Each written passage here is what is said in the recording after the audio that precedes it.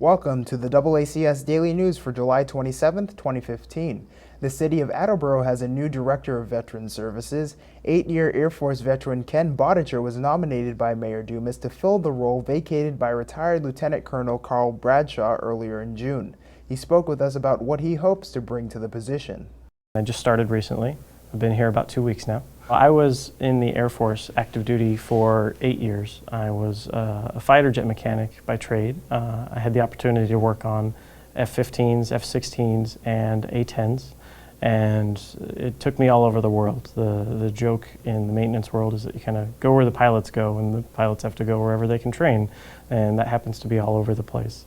So I got to deploy to Iraq and Afghanistan, and I finished up my service in southern Arizona in 2012. We moved from southern Arizona to the city of Boston, where my wife is from. I was working at the City of Boston's Department of Veteran Services. Then Commissioner Francisco Urena recognized some of the things that I was doing in the military would translate very well to being the program manager for Massachusetts General Law, Chapter 115. I was responsible for administering the state's program for financial aid to veterans to 600 veterans who at the time were qualified to receive Chapter 115 financial assistance in the city. And that was a big job. It was about $300,000 each and every month in financial aid that would go out to veterans who needed it in the city. And if they didn't qualify just for our program, one of the things that we were really good at was figuring out which resources in the community could help them out with a problem that they had. And so it was more of the holistic approach to making sure that our veterans were just simply taken care of with whatever it is that they needed. I hope to be able to take the expertise that I have in administering the state's financial aid program and bring that to the City of Attleboro. My predecessor, Carl Bradshaw, did a phenomenal job of delivering services to our veterans, and I hope to follow in his footsteps and really take that same sort of holistic approach to finding and identifying the resources that are available to our veterans in both the City of Attleboro and the surrounding communities, and making sure that our veterans have services delivered to them at a very high level. I've been made to feel very welcome at the City of Attleboro. What really sort of set the tone was my very first day.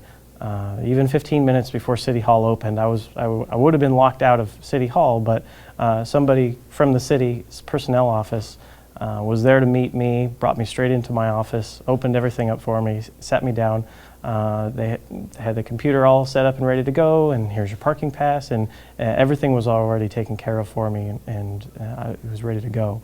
And that's been the overall tone since I got here 2 weeks ago. The community has just really been defining itself as supporting our veterans, and that's been the overall tone.